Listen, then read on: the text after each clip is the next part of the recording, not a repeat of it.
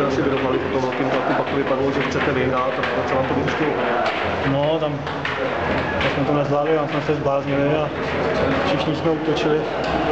Nevím, Hortu těžko vyrovnáme a jsme to uklidnili a hráli v klidu. Tak jsme se zbláznili, nechali jsme se vybláznit a Sparta je prostě zkušený, musela to potrestat.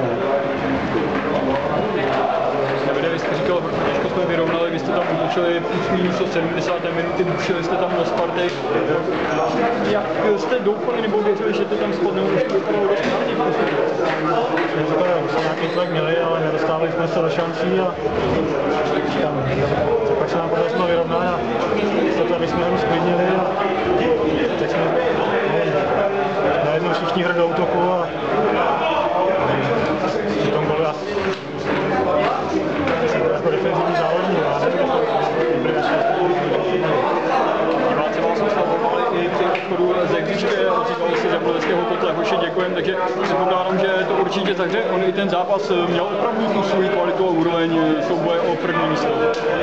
Jo, tak dobře, že se to lidem líbilo, no, ale jak říkám, kdybychom měli prostě trošku zachovat chladnou hlavu a se jak nezbárně, že mohli jsme mít aspoň góla, tak to nemáme nic.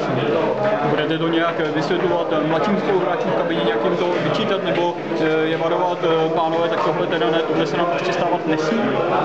Nevím, tak nebo už je na to prostě? Já to není, ale tak to je tam trenér. Dával dlouhý balony, takže to bylo nepříjemné pro nás, mají vysoký hráče. Ještě jsme to zvládli. Vlastně, Tomáši, jak vám teď je? Tak je to krásný pocit, bohužel byl jsem u té vyrovnávací branky, takže jsem rád, že jsem to napravil a trošku mu vylepšil. Nejen to, vy jste předtím měl šanci ještě vyloženou, proč to nevyšlo? Máte pravdu, no. Nevím, chtěl jsem to seknout, byla to podobná situace, akorát to bylo trošku do breaku.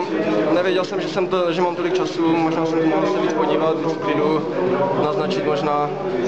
No. Nešli nahrávat v tu chvíli ještě? Já myslím, že už jsem byl ve vápně, že už tady tohle by se měl dávat. Třeba jste měl může náhradní tyč jako při golu? Je to možné, no, já jsem to chtěl trošku zbalit tu střelu, že byl naznačen na zadní. Golman mi to vystihl hned, přesně jsem to netrefil, takže. Vy jste tam měl několik takových breakových situací, které jste nedohrál dobře, třeba dostával jste do spoluhráčů už během toho zápasu? Prosím, jestli jsem během zápasu, jestli spoluhráčů už vám to vyčítali? Tak já myslím, že je to určitě jako štvalo, nebo prostě byly to slidný breaky, bylo to do otevřené obrany, potřebuji vyhrávat trošku víc sebevědomí, abych si víc dovolil a myslím, že každým zápasem jste byl zlepšovat. Jsem rád, že jsem dal ten gól, který věřím, že mi pomůže. Ale při tom Igasovi gólu jste jako měl vydat vy Beneše? Byl jsem u toho hráče, no, bohužel jsem byl u té vyrovnávací brány, takže jsem rád, že jsem točil. On je vyšší, že jo, důraznější. Tak na tom bych se asi nemohl vymlouvat, že Barcelona má taky malý hráče a zvládá to, takže na tom to není, prostě jsem se ho nepohlídal. V tu chvíli jste cítil zmar, asi tak, no, tak co cítit, no, tak vyrovnali, byl jsem u toho, jsem zklamaný. jste našel tu sílu ještě dát na svůj Tak vyplynulo to nějak ze hry, prostě jsem se tam dostal nahoru a vyšlo. Tam bylo to mířený.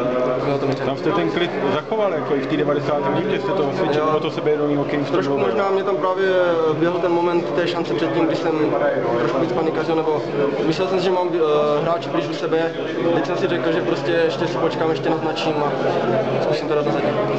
Šlo to golmanovi přes prsty, já už si to Já ani pořádně nevím, myslím, že to šlo nějak nad hlavou obránce, o týč, jestli to golman. Co tohle výhra znamená?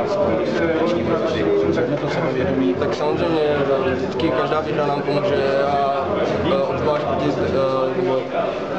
ten čtvrteční zápas bude těžký, takže obzvlášť takovým zápase.